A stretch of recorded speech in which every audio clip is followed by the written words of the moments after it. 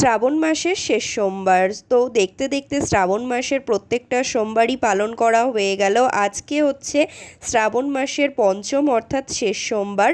প্রত্যেক সোমবারের মতো আজকেও আমি সকাল সকাল ঘুম থেকে উঠে স্নান করে এখানে রেডি হয়ে নিচ্ছি পুজো দেওয়ার জন্য।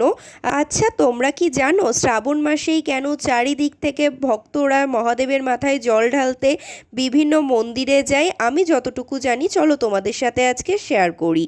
কথিত আছে সমুদ্র মন্থনের সময় মহাদেব আমাদের এই বিশ্ব ব্রহ্মাণ্ডকে বাঁচানোর উদ্দেশ্যে হলাহল বিষ পান করেছিলেন, আর সেই বিষের তীব্র জ্বালা থেকে মহাদেবকে সন্তুষ্ট অর্থাৎ ঠান্ডা করতেই দেবতারা মহাদেবের অঙ্গে অর্থাৎ মাথায় জল ঢেলেছিলেন। আর সেই ঘটনাকে স্মরণ করেই প্রত্যেক বছর শ্রাবণ মাসে চারিদিক থেকে সমস্ত ভক্তরা বিভিন্ন মন্দিরে যান এবং মহাদেবকে সন্তুষ্ট করার জন্য মহাদেবের মাথায় জল ঢালে।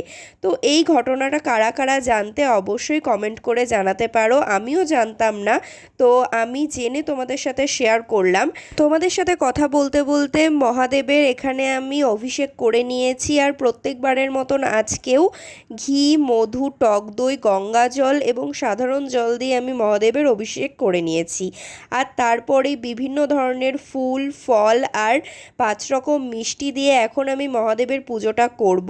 তারপরে এখানে গঙ্গা জলের মধ্যে দুধ, মধু, ঘি আর পঞ্চশস্য মিশিয়ে নিলাম মহাদেবের মাথায় আবারও অর্পণ করব বলে। তো সকলে মিলে একসঙ্গে বলো হর হর মহাদেব।